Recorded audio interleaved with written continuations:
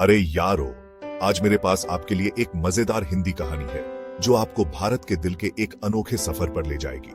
तो आराम से बैठो, शायद एक कप चाय ले लो और चलिए इस खूबसूरत कहानी में गोते लगाते हैं। एक जमाने में राजस्थान के एक छोटे से गांव में रोहन नाम का एक लड़का रहता था। रोहन अपनी जिज्ञासा और कहानियों से प्यार के लिए जाना जाता था। हर शाम वह गांव के बुजुर्गों के पास इकट्ठा होता, उनकी कहानियों को स्पंज की तरह सोख लेता। एक दिन रोहन ने एक रहस्यमयी जंगल के बारे में सुना, जिसके बारे में माना जाता था कि यह प्राचीन जादू से मुक्त है।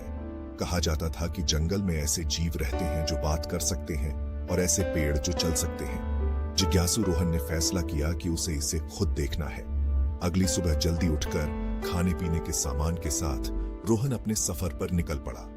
रास्ता लंबा और घुमावदार था, लेकिन उसका उत्साह उसे आगे बढ़ाता रहा। रास्ते में उसे कई जानवर मिले, एक बुद्धिमान बूढ़ा उल्लू, एक चंचल खरगोश और एक राजसी हिरण। उनमें से प्रत्येक ने रहस्यमय जंगल के बारे में कहानियां साझा की, जिससे रोहन का दृढ़ संकल्प और बढ़ गया। जैसे ही सूरज ढलने लगा, रोहन आखिरकार जंगल के द्वार पर पहुंच गया।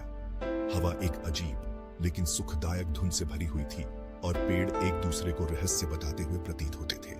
रोहन ने एक गहरी सांस ली और अंदर कदम रखा। उसे देखकर हैरानी हुई। कहानियां सच थी, जंगल वाकई जादुई था।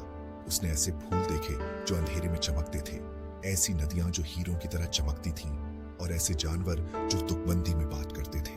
यह देखने लायक नजारा था। जैसे जैसे रोहन ने और गहराई से खोजा, उसे वृक्ष नाम का एक बुद्धिमान पुराना पेड़ मिला जो सदियों से जीवित था।